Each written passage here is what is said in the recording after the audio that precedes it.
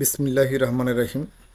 প্রিয় শিক্ষার্থীবৃন্দ, নবম শ্রেণীর গণিত ক্লাসে সকলকে স্বাগতম। আজকের আলোচ্য বিষয় বাস্তব সমস্যার সমাধানে সহসমীকরণ। শিকনফল 117 পৃষ্ঠার রাফি ও সোনিয়ার সমস্যার সমাধান করতে পারবে। রাফি ও সোনিয়ার সমস্যার সমস্যাটি নিম্নরূপ। তাহলে আমরা চলো সমস্যাটি সমাধান করার চেষ্টা করি।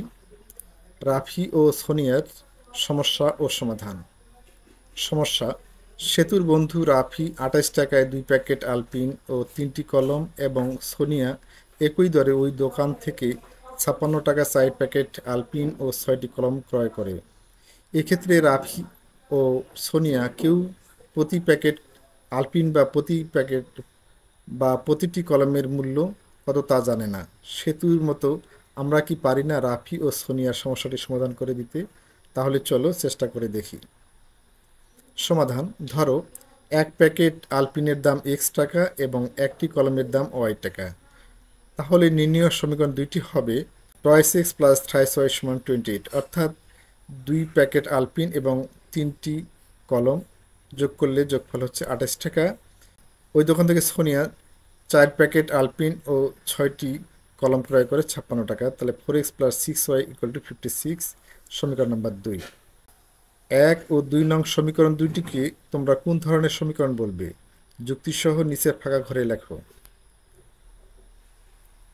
1 ও 2 নং সমীকরণ দুইটিকে দুই চলক বিশিষ্ট সহসমীকরণ বলা হয়, কারণ প্রত্যেকটিতে 2টি করে চলক রয়েছে। এবার ছক কাগজে সমীকরণ দুটির লেখচিত্র অঙ্কন করে তাদের ছেদবিন্দু খুঁজে বের করো। প্রথমে 1 ও 2 নং সমীকরণ থেকে 2টি সরলরেখা অঙ্কনের জন্য কয়েকটি করে বিন্দু নির্ণয় করো। 1 নং সমীকরণ হতে পাই x এবং y। y সমান সমান 28 মাইনাস টয়েস এক্স বাই 3। তাহলে x এর মান যদি আমরা এখানে 2 বসাই তাহলে y মান পাবো 8, কারণ 2 ইন্টু এক্স, তাহলে 2 দুগুণ 28 থেকে 4 বিয়োগ করলে হয় 24, 24কে 3 দ্বারা ভাগ করলে 3 8 24, ওয়ার মান পাওয়া গেল 8। অতএব এই স্থানাঙ্ক হবে 2 8, অর্থাৎ x মান 2, ওয়ার মান 8। আবার x এর মান যদি আমরা এই সমীকরণের মধ্যে 5 বসাই তাহলে ওয়ার মান পাবো 6। কিভাবে? 5 দুগুণ 10, 28 থেকে 10 গেলে থাকে 18, 18কে 3 দিয়ে ভাগ করলে 3 6 18, তাহলে আমরা এখানে পাচ্ছি 5 6। এক্স এর মান যদি আমরা 14 বসাই তাহলে ওয়ার মান পাচ্ছি আমরা 0, অর্থাৎ 2 গুণন 14, 14 গুণ 28, 28 মাইনাস 28 ইকুয়াল টু 0, 0কে 3 ভাগ করলে 0। তাহলে আমরা এখানে স্থানাঙ্ক পাবো এক্স ওয়াই এর মান 14,0। এবার যদি আমরা এক্স এর মান -4 বসাই তাহলে -4 মাইনাস 2 দুগুণ 4 ইন্টু মাইনাস হচ্ছে 4 দুগুণ 8, 28 এবং 8 যোগ করলে হচ্ছে 36, তাহলে হচ্ছে 3 12 36, এবং সেখানে পাচ্ছি আমরা এক্স ওয়াই মান পাচ্ছি আমরা -4 12। এখন 2 নং সমীকরণ 56 মাইনাস 4x বাই 6। এক্স এর মান যদি আমরা এখন 2 বসাই তাহলে 4 ইন্টু 2 8, 56 থেকে 8 বিয়োগ করলে হচ্ছে 48, 6 8 48, তাহলে আমরা এখানে একটা স্থানাঙ্ক পাচ্ছি 2 8। এখন এক্স এর মান যদি আমরা 8 বসাই তাহলে ওয়াই মান হচ্ছে 4, অর্থাৎ 8 দুগুণ 4 8 32, 56 থেকে 32 বিয়োগ করলে হচ্ছে এবং 6 দিয়ে ভাগ করলে হচ্ছে ভাগফল 4, তাহলে এখানে পাচ্ছি আমরা 4 8 4।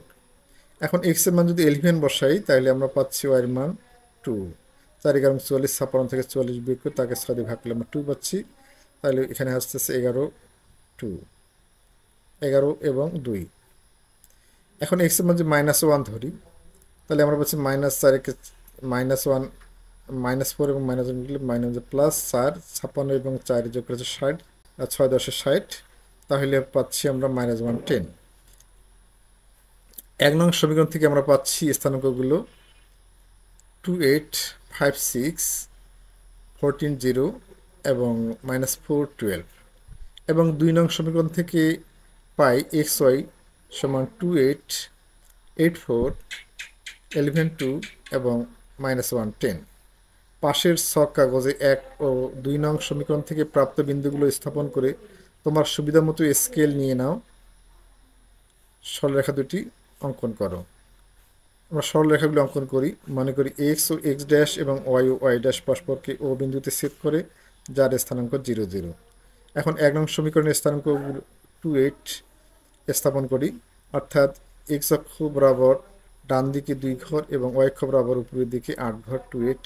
এভাবে 5 6 বিন্দুটি স্থাপন করি। তারপরে 14 0 টি এক্স অক্ষের উপরে অবস্থিত। তারপরে হচ্ছে -4 12, অর্থাৎ এক্স অক্ষ থেকে বাম পাশে 4 ঘর এবং উপরের দিকে 12 ঘর। এখন এই বিন্দু চারটিকে যোগ করলে আমরা একটি সরলরেখা পাচ্ছি।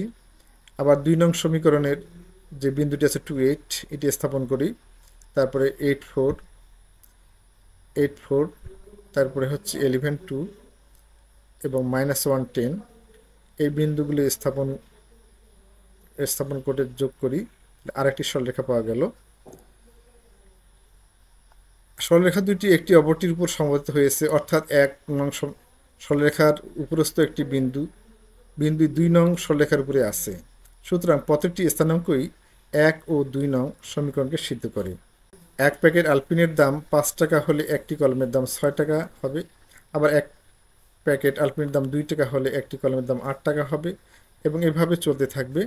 সুতরাং 1 এবং 2 নং সমীকরণ দুইটির কয়টি সমাধান পেয়েছো? এখানে আমরা অসংখ্য সমাধান পেয়েছি, অর্থাৎ এই সমীকরণ দুইটির অসংখ্য সমাধান রয়েছে। শিক্ষার্থীবৃন্দ, আজকের ক্লাস এখানে শেষ করছি। সবাইকে ক্লাসটি দেখার জন্য সবাইকে ধন্যবাদ।